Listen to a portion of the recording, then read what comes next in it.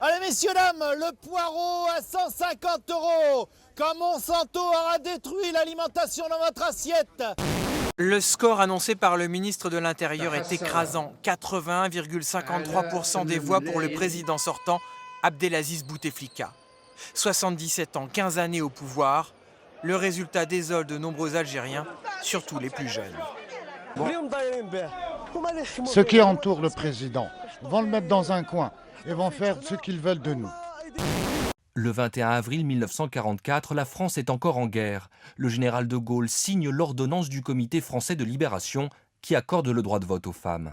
Les femmes avaient participé à la résistance et que ça semblait quand même un peu bizarre que, ayant ou caché des armes, ou porté des armes, ou transmis des messages, enfin en risquant d'ailleurs leur vie, elles ne puissent pas aller mettre un bulletin de vote dans l'urne. Frédéric, 49 ans, est un tout jeune marié. Ce gérant de boutique de vêtements dans le Marais a épousé un autre Frédéric il y a tout juste un mois. Après 12 ans de vie commune, les deux hommes se sont enfin dit oui, devant le maire et donc devant la société. Pour nous, c'est un acte fondateur. On existe en tant que couple. Moi, quand j'ai commencé à vivre mon homosexualité, c'était encore pénalisé, puisque ça a été dépénalisé qu'en 81. Donc c'est quand même des acquis pour lesquels il a fallu se battre.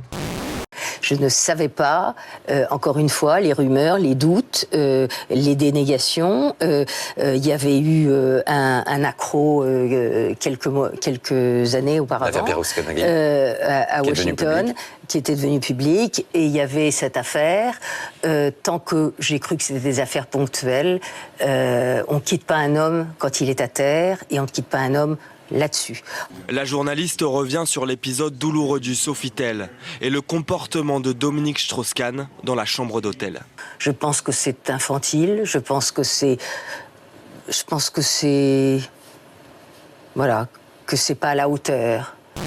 Boston a voulu faire de ce marathon la plus grande course de son histoire.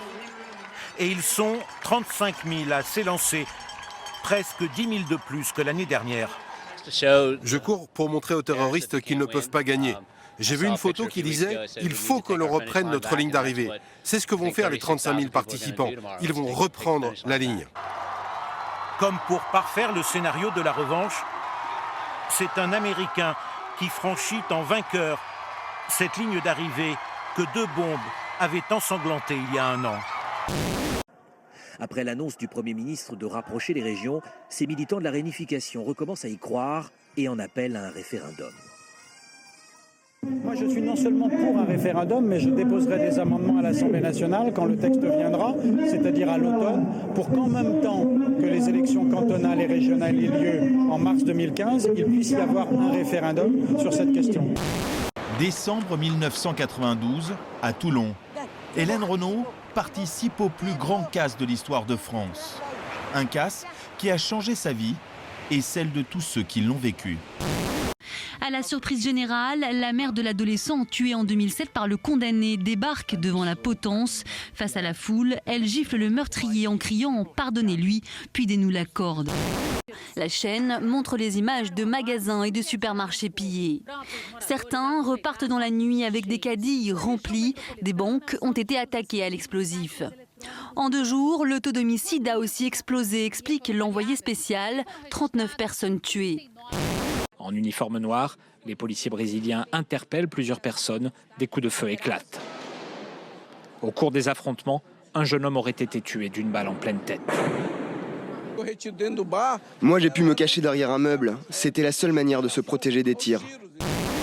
Certains pensent que les gamers sont des garçons isolés du reste du monde, qui souffrent de dénutrition et qui ont une certaine tendance à se complaire dans la violence. 1500 d'entre eux sont réunis actuellement à Poitiers le temps d'un week-end. Et vous savez quoi ? Les gamers, d'abord, ça peut être des filles. C'est un milieu très masculin, mais on voit de plus en plus de filles jouer aux jeux vidéo. Et c'est pour ça que nous sommes ici, pour montrer que les filles savent aussi bien jouer que les garçons.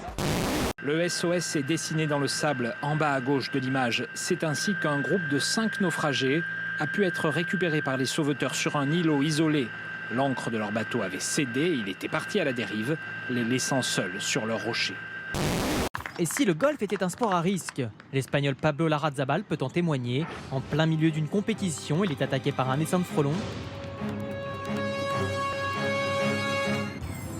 Pour y échapper, il plonge dans un des lacs du parcours, en ayant pris soin auparavant de se déshabiller. Nous sommes très heureux d'être libres. Nous remercions les autorités turques. Elles nous ont aidés. C'est tellement bon de voir enfin le ciel, de marcher, de parler librement. Je suis vraiment heureux. Ils s'en vont ensuite. Nicolas Hénin, journaliste au point chemise blanche, s'engouffre dans ce véhicule. Pierre Torres se cache le visage, il est photographe, tout comme Édouard Ilias, qui salue la caméra. C'est un grand bonheur, un immense soulagement évidemment d'être libre, de voir le ciel, je le redis encore, mais on ne l'a pas vu pendant longtemps. On a vraiment cette chance d'être français. Et puis, quand on est sorti, il y a quelque chose aussi qui nous a vraiment touchés, c'est de voir le degré de mobilisation. Au moment où on s'est fait attraper, il fallait être en Syrie pour faire notre travail. Nos familles, elles ne l'ont pas choisi comme nous l'avons fait, et c'était dur pour elles. On est très heureux qu'elles aient traversé cette épreuve, qu'on leur impose. Et voilà. Je m'excuse, je suis un peu ému. Merci à tous. Des Français ou des francophones qui combattent en Syrie, des vidéos en attestent. La plus glaçante, celle où ce jeune djihadiste se vante en français d'avoir tué des koffars, des mécréants en arabe. On traque les mortades, les koffars, ceux qui nous combattent, qui combattent l'islam. On est là.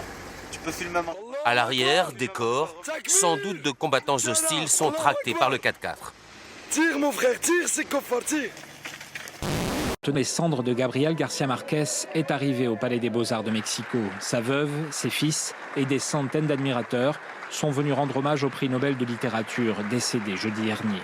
La famille pourrait décider de partager les cendres entre la Colombie, son pays natal, et le Mexique. Quelques heures plus tôt, un groupe d'une dizaine de personnes est entré dans ce magasin du quartier des Halles, une boutique de vêtements appartenant au rappeur Booba. Il frappe violemment l'employé à coups de pied et coups de poing. Selon plusieurs témoins, le rappeur Rof faisait partie de la bande. Il est d'ailleurs actuellement en garde à vue. Il défile avec un linceul blanc en hommage aux victimes. Des milliers de personnes commémorent l'effondrement d'une usine de textile où les ouvriers étaient exploités par des grandes marques internationales. Il y avait eu 1138 morts et plus de 2000 blessés. En France, Auchan est visé depuis ce matin par une plainte dans cette affaire. Sous les crépitements des flashs, le capitaine du ferry ressort du tribunal menotté. Au moment du naufrage, Lee Jun-seok, 69 ans, a donné l'ordre aux passagers de ne pas évacuer. Face aux accusations de négligence, il tente de s'expliquer. La météo était mauvaise. Les courants étaient violents et l'eau très froide dans cette zone. J'ai pensé que les passagers seraient emportés et se trouveraient en difficulté s'ils évacuaient dans le désordre. L'homme est un habitué des scandales. Cette fois, ce sont des journalistes qui en font les frais. Allez-y, embrassez-les, attrapez-les. Si vous êtes enceinte, alors restez chez vous. Mêlez-vous de ce qui vous regarde, lesbienne. Et Vladimir Jirinovski de poursuivre, allez vous faire violer, je cite. Le député ultranationaliste russe risque une réprimande, au mieux une suspension de son mandat à la Douma. 3 ans après Fukushima, des chercheurs nippons testent des digues dans cette piscine. Les vagues artificielles parcourent 7 mètres par seconde, comme lors du raz de marée de 2011. Installées autour des centrales du pays, ces brise-lames pourraient permettre d'éviter une nouvelle catastrophe nucléaire. Voici le nouveau serveur de ce restaurant qui vient d'ouvrir au nord-est de la Chine. Les robots sont dans la salle, mais aussi en cuisine pour préparer les repas. Les clients n'ont pas l'air de s'inquiéter. Il faut dire que les machines ne réclament jamais de pourboire.